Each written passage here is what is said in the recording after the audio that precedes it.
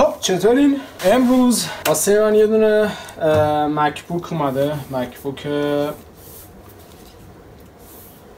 مدل 1989.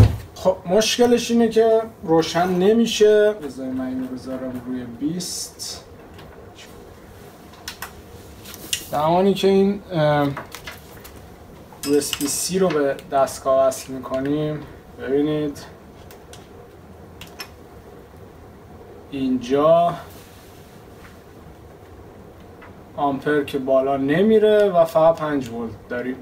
این باید بیاد روی 20 ولت قاعدتا دیگه، چون که ورودی برق به این دستگاه 20 ولت میشه. خب یعنی دکمه پاورم که الان من میزنم ببینید هیچ ریاکشنی نداره. اینم در بیارم.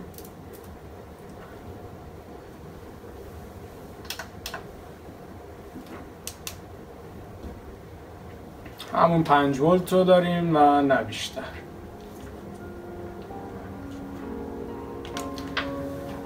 بریم برای ایبیابی ببینیم مشکل این دستگاه از چیه.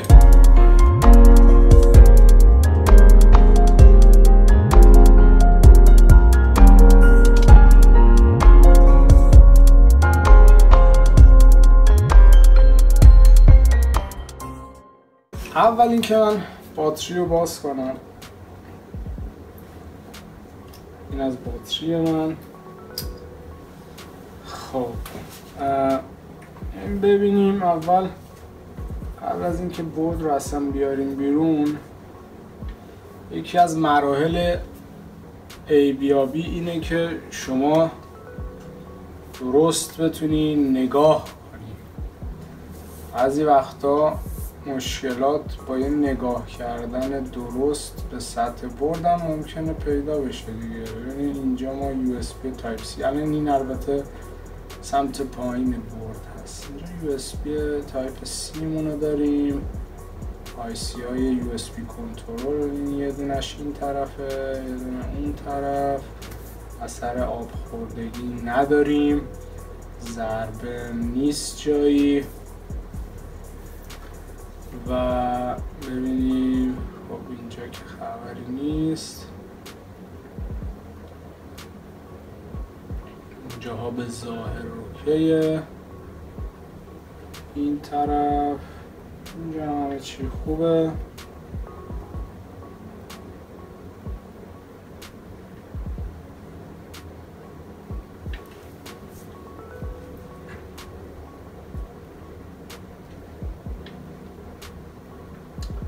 و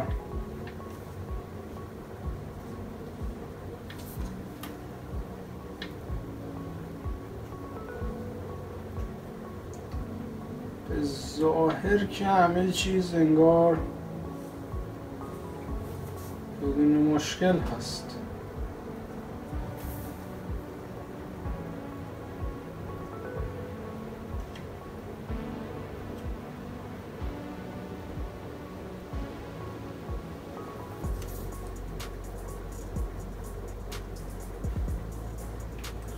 چه خبره؟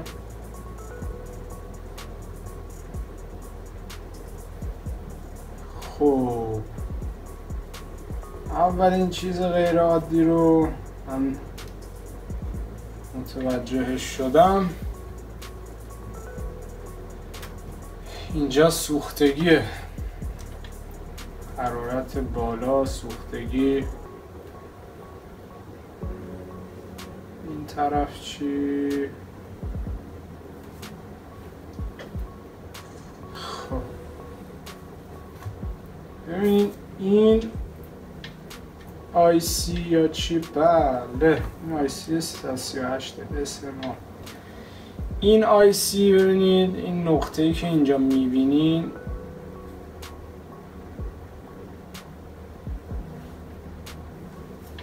اینجا سوختگیه دیگه. این رنگ آیسی اصلا عوض شده. ببینم اینجا اصلا شورت شده یا نه.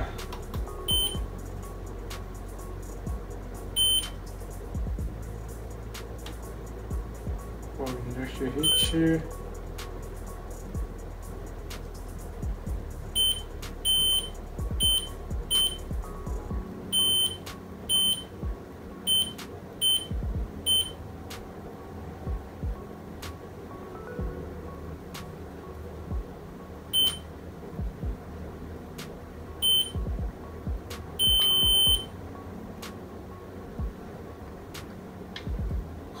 و 22 فکر میکنم یه ذره کمه.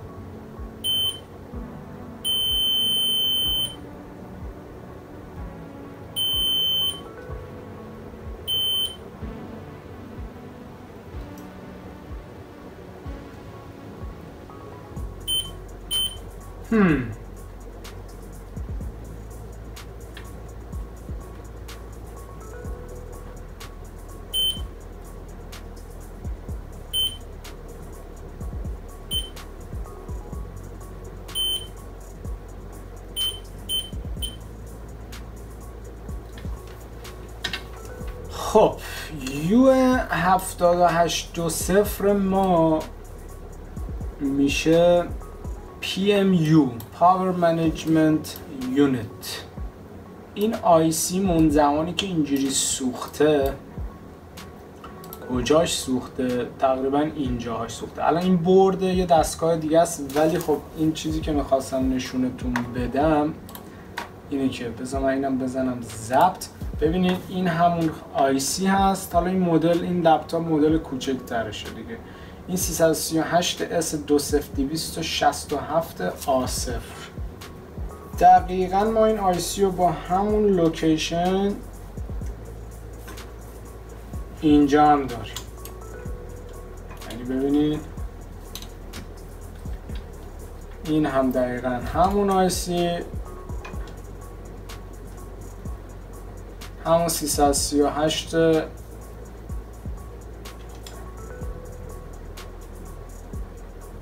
S20267 A0. دقیقا 3.3 ولت هست. 3.3 ولتی که از اینجا داره، از اینجا که بگیره ببینم توی تاپ کجا کانکشن داره. توی تاپمون مثلا میاد روی پشت بورد، توی بالای بورد. اولین کاری که من میکنم، واقعیتش رو بخوام بهتون بگم، سیلیکونمو میذارم اینجا. این اتفاقی واسش نیفته. این روی دوربین. خب این از سیلیکون. اینجا کاری که من میکنم چیه؟ میام اینجا یه مقداری لاکس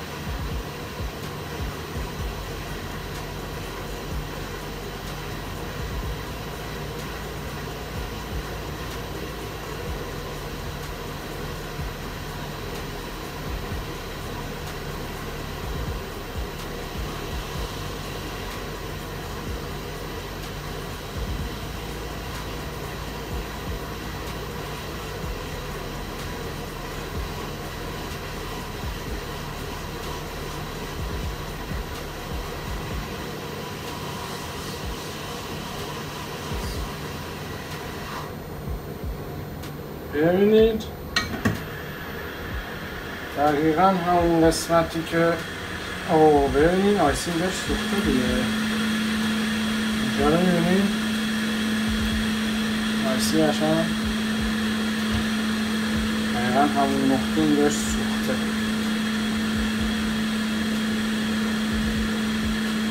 پایه ها کنده شدن و سوخته این قسمت.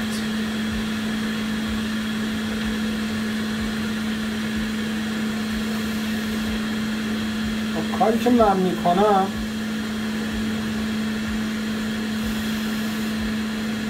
برد یه ذره گرم هست، یه تمیزکاری داریم.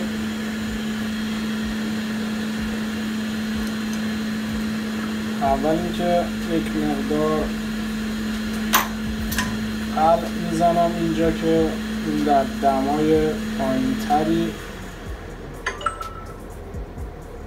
ذوب بشه، به عبارتی میتونم راحت‌تر تمیزش کنم.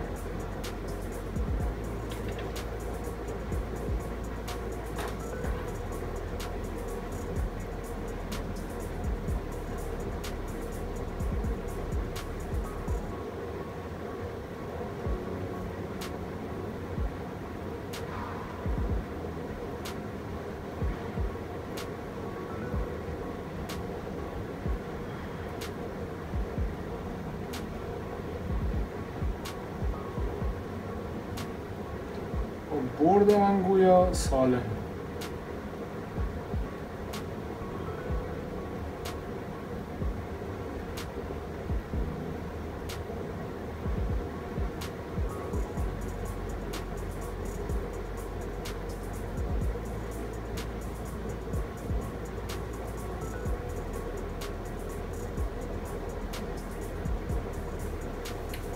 خب این از این. بعد از اون یه ذره این رو تمیز میکنم، فلکس جدید بریزم.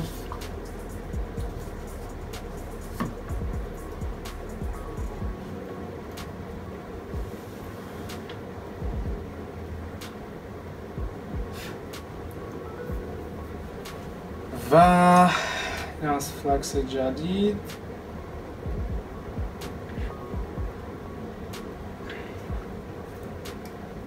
فلکس من تموم شد در همین لحظه، عمر خودشو کرد.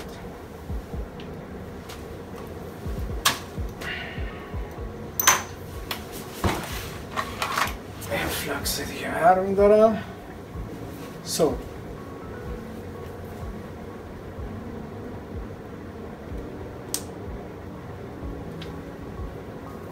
این از این.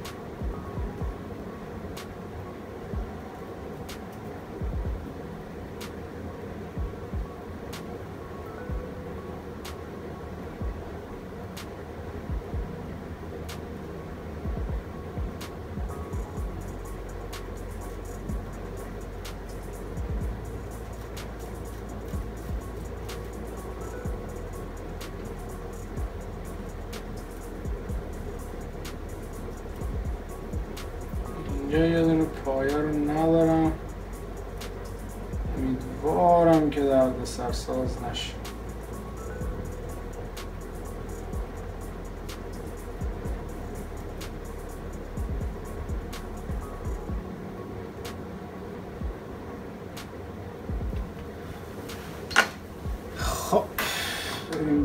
که چیکار کردیم. اینجا جایی که سوخته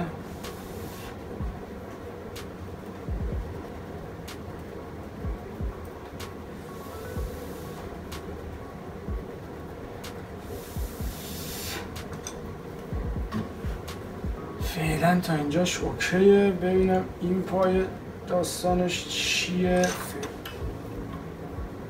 مسیر دارم یا نه.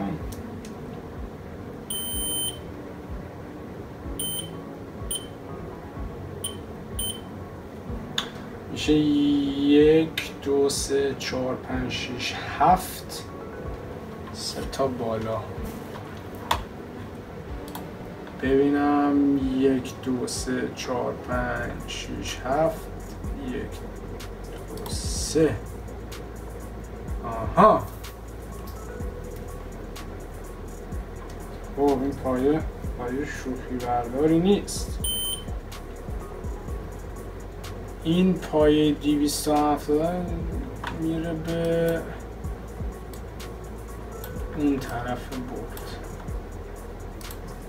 میاد اینجا. خب من برم یه لحظه سریع برد رو بیارم بیرون، چون باید اون طرف برد بیام ببینم اینجا چه خبر. خب رسیدم به اینجا که این چیپ رو ما اینجا در آوردیم، تمیز کردیم. یه پایه اینجا کنده شده بود، پایه سوم، و روی این پایه سوم اینجا 1 2 3 1 2 3 4 5 6 روی هفتمی این پایه‌ای که کنده شده مسیر شورت هست. و نقشه جدید رو که دانلود کردم روی قسمت پایین بورد اگر نگاه کنید، اینجا این دوتا پایه که میشد 3 تا از اینجا هفتمی، این دوتا پایه 3 و 3 دهم ولت هستن که روی این پایه زمانی که شورت هست این مسیر میاد به این قسمت. اینجا اینو داریم، اینجا هم شورت هست. این اگه بخوام نشونتون بدم مسیر شورت شده.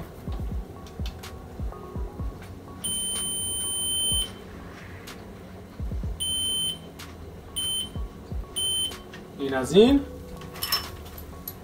و همینطور پشت برد، یعنی روی برد در واقع، از این طرف ما به U8205 اینجا این مسیر میشه، این مسیر میشه اینجا و این قسمت و همینطور اینجا. خب کاری که من میکنم اینه که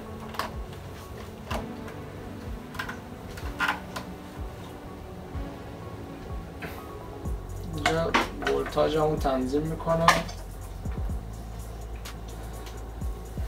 و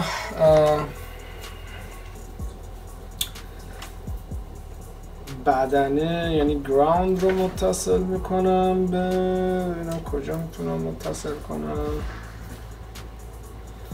میزنم به اینجا. بذاری اینجا تو نشون بدم. این از این گراوند ما. خب از اینجا ببینید این قسمت رو اگه در نظر بگیرین این پایه مثبتش میشه، اینجا میشه دقیقاً بغل این آی سی ما که اینجا شورت هست و همینطور این دوتای پایین. حالا کاری که میکنیم میشه این،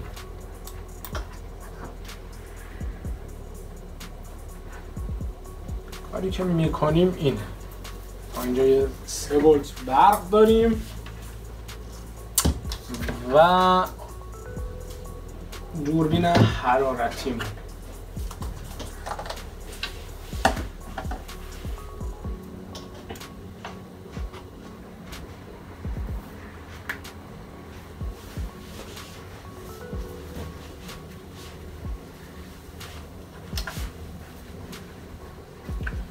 خب با دوربین حرارتی ببینم که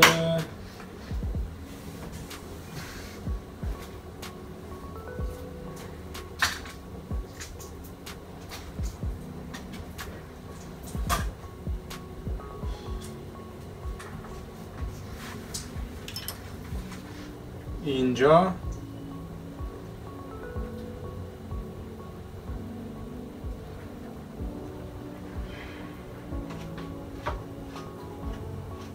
ببینید الان این مسیر من که شورت بود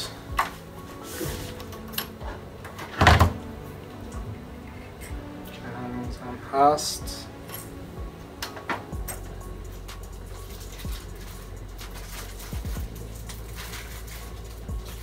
شورت اینجا شورت 3 ولت به این وصل کردم. ببین در حد ثانیه این گرم شد، لازم نیست نگرد. خب اینو به من داد که گرم شد. حالا کاری که من میکنم الان اینه که این خازن رو جدا میکنم. چجوری جدا میکنم؟ یه ذره اینجا اینو گرم. اوه زیاد شد. این سر هویه من اگه ببینید این فکر می‌کنم داغون ترین سر هویه تاریخ باشه. خب من با این فقط کارهایی که سهل تمیز کردن و مثل اینا رو در آوردن انجام میدم. یعنی کار تمیز و دقیق زیاد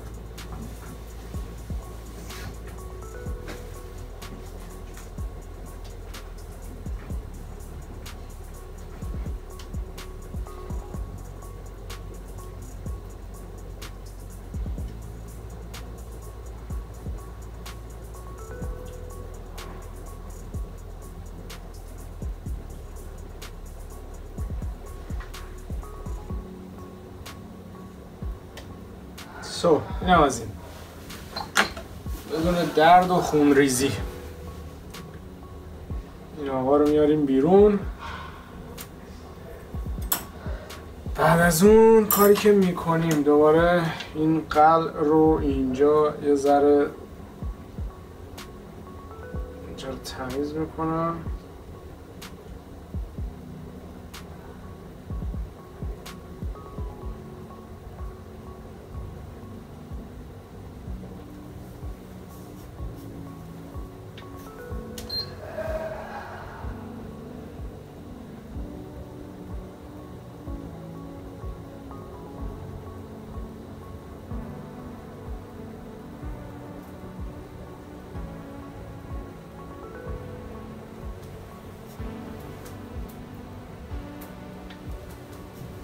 خب این از این یه تمیزکاری ریز انجام بدیم و چک کنیم مسیر رو دیگه ببینیم چی میشه. اینجا چی شد؟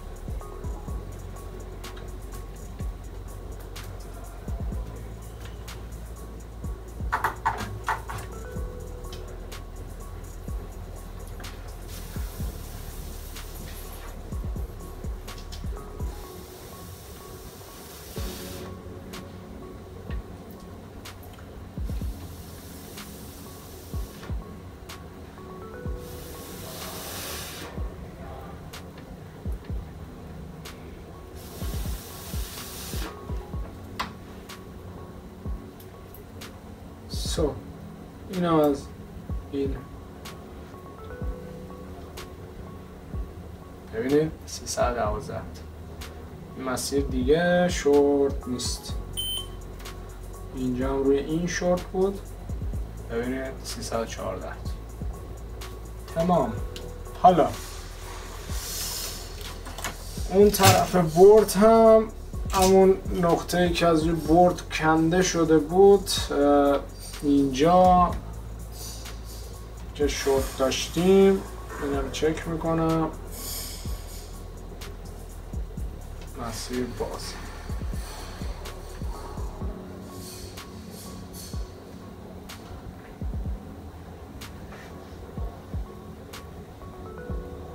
میبینید دیگه بوق نمیزنه. حالا کاری که میکنم اینه که ببینم اول اینجا این خازنی که در آوردم کدوم خازن است. فقط اگه نداشته باشم دیگه از روی دونه برد دیگه باز میکنم در میارم و باقی ماجرا.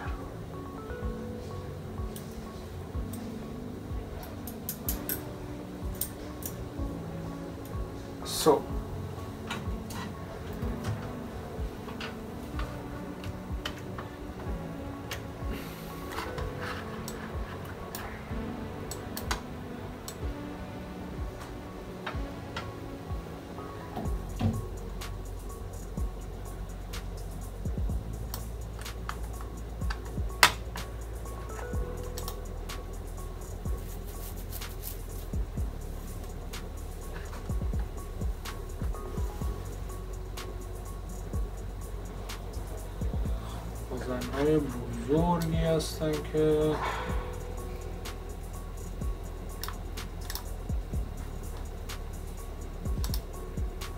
این خازن میشه درسته.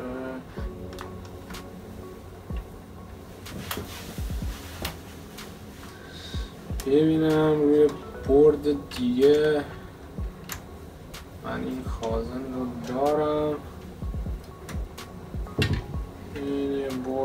این فکر کنم با این برده 200 تا دستگاه تارا تعمیر شد با همین یه دونه برد. خب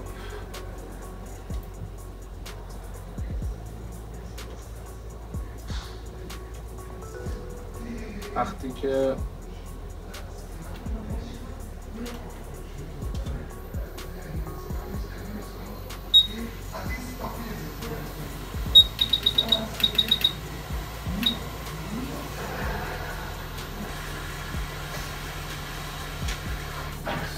این از این ببینم که فقط از لحاظ سایز بله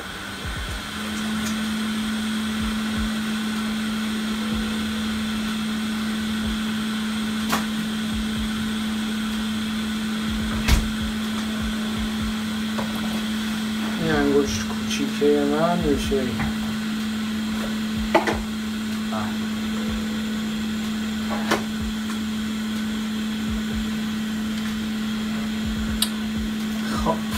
از این 2 تا نقطه ریز میزنم اینجا چی میگن که جوش کنه خال جوش میگن از همونا.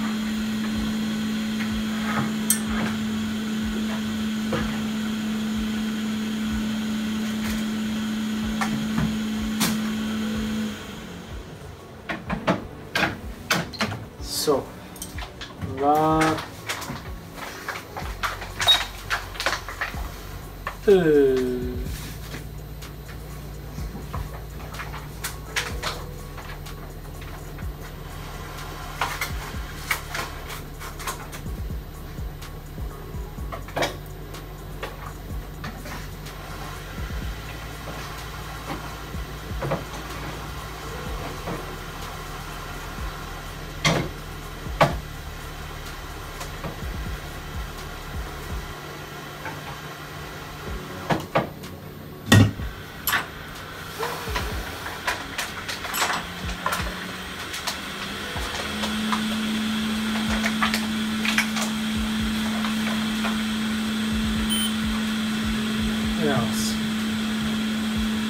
مسیر سالم.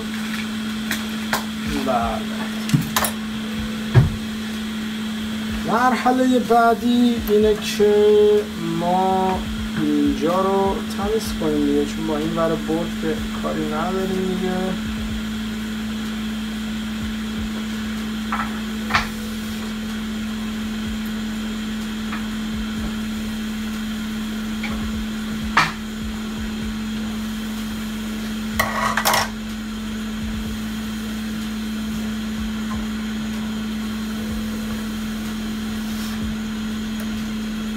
حالا میریم مرحله بعدی، اینه که این آیسی که اینجا سوخته بود رو ما هم دیگه پایه‌اش رو تمیز کنیم و ببینم اینجا یه پایه بکشم احتمالاً برای محکم کاری و خب زبای زرم اینو تمیز کنم ببینم چه خبره.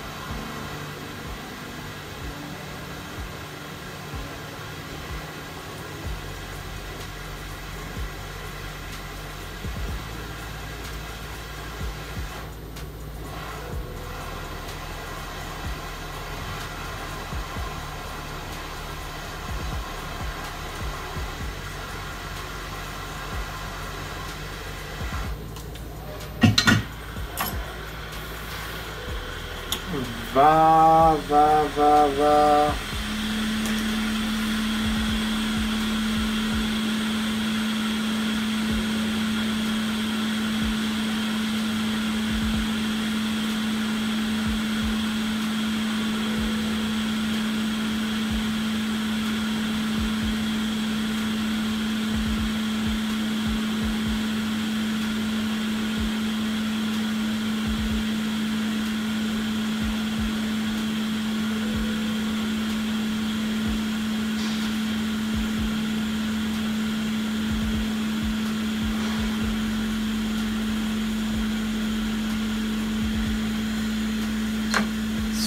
اینم از این.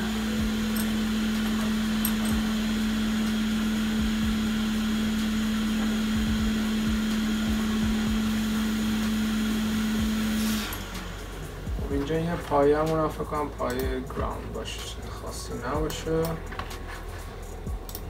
اینجا این پایه که نیست میشه 1 2 3 4 5 5 در 5 یعنی 1 2 3 4 5 1 2 3 4 5 گراوند هست، چیزی نیست. این اصلا کلن اوپن لاین آدم همین که اصلا اوپن لاین هیچ. خب پای مهمی نیست، پای چیزی ازش رد نمیشه. فقط اینو میتونم یه سیم کشی کنم اگر بخوام، چون بازم شبیه این پایه رو دارم. ولی خب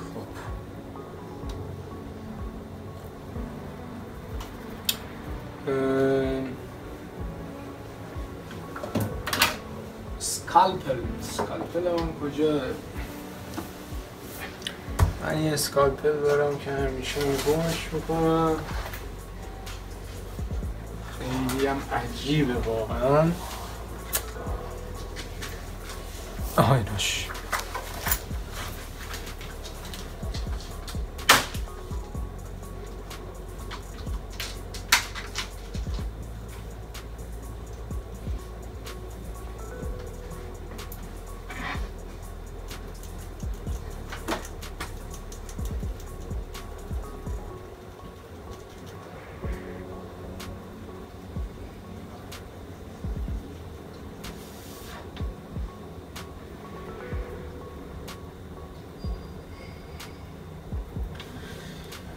خب کاری که من میکنم ببینم سایز این دارم، فکر میکنم این بشه دیگاره.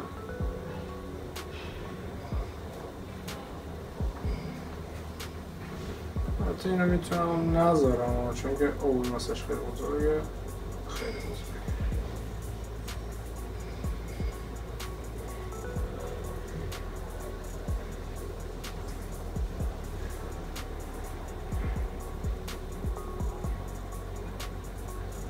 میتونم بذار من یه تست کنم ببینم.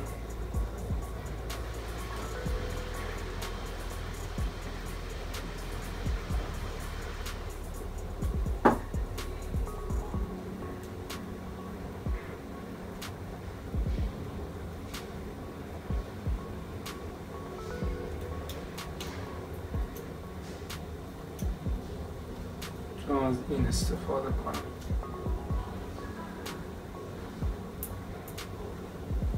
اینجا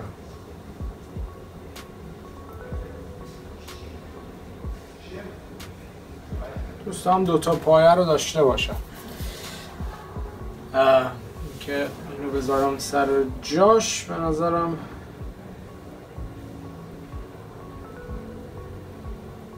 باحاله دیگه، سیفتر.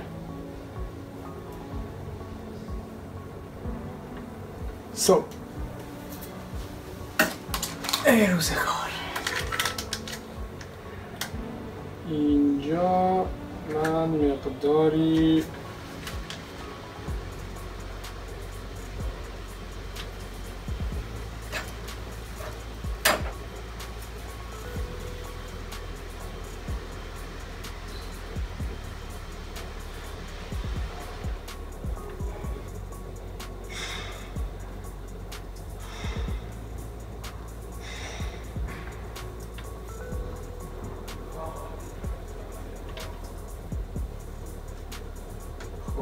نگه میدارم، اینجوری جاشو تنظیم میکنم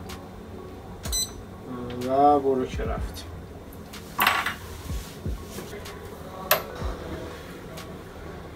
خب اینجا ببینم من حالا اینو تمیز کنم.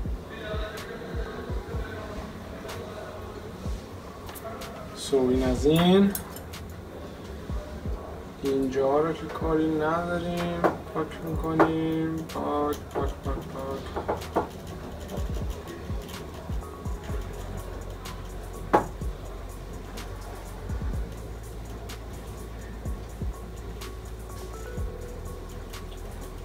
اینجا همینطور.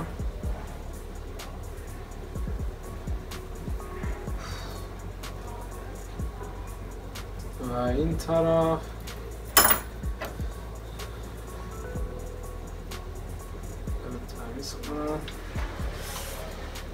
بعد از اون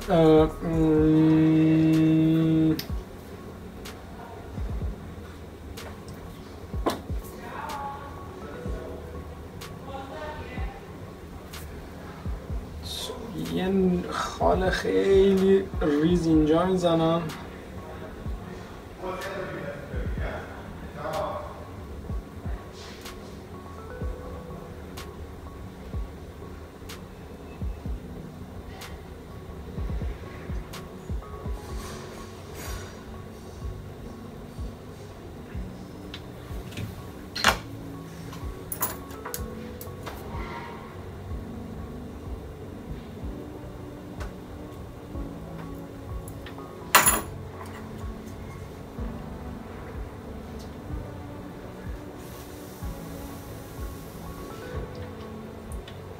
و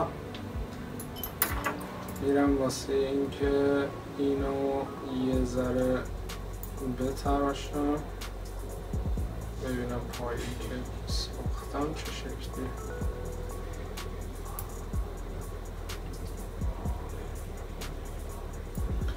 ببین چون این دوتا پایه در حقیقت یه پایه هستن، واسه همین اگه بچسبن به هم مشکلی واسش پیش نمیاد.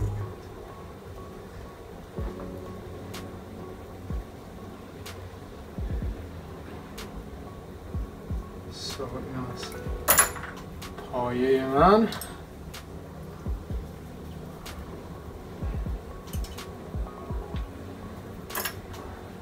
یه ذرم رو خودش قلب میزنم.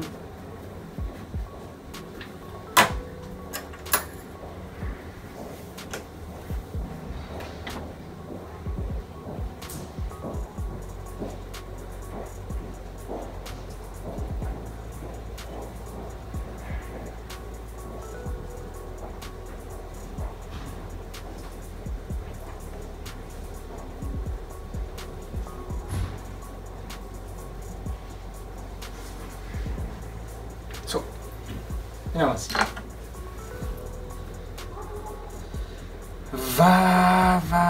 و چیکار خواستم بکنم؟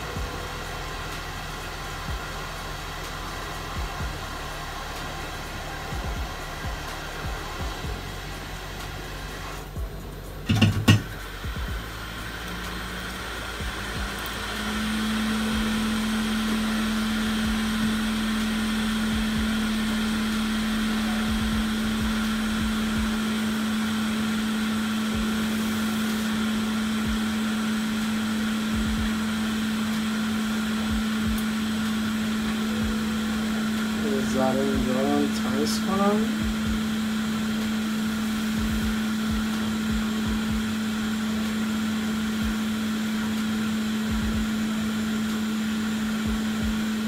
یه ذره فلاکس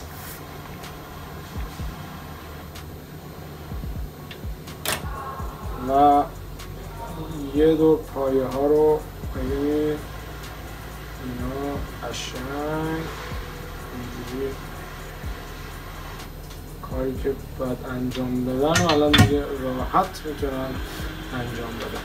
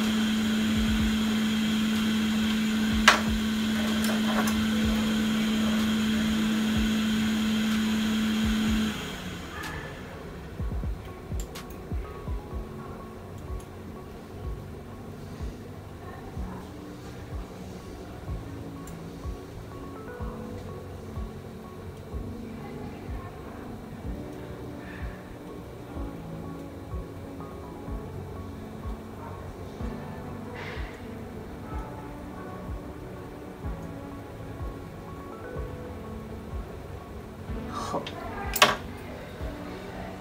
اینیم که بذاریمش روی کار و ببینیم چه خبره. پایه که من میشه بالا، پس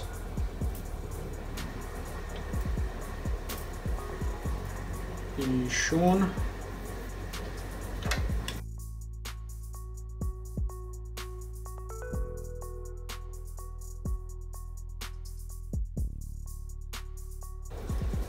به این صورت یاد سر جاش، یه ذره زیاد شد ولی خب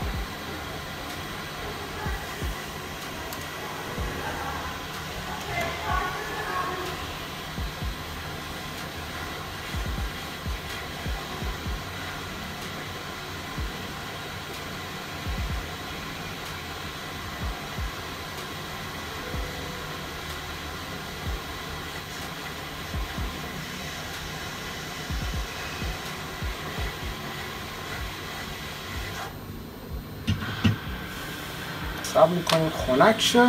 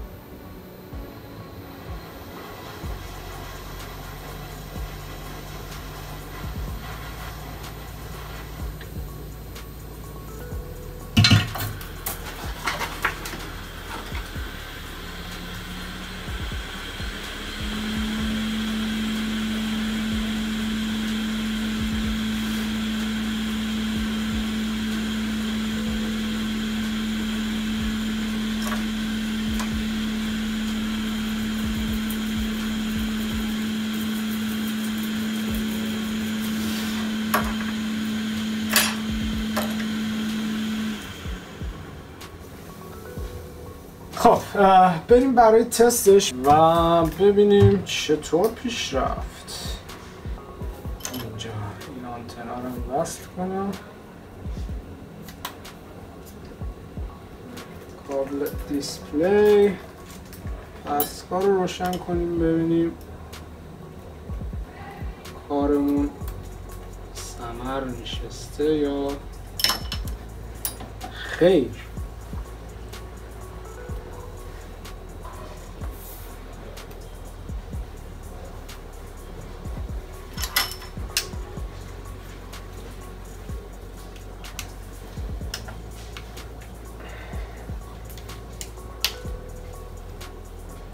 ببینیم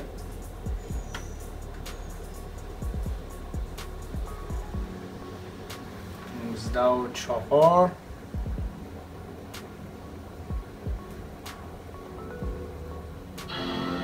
بله اینم از این.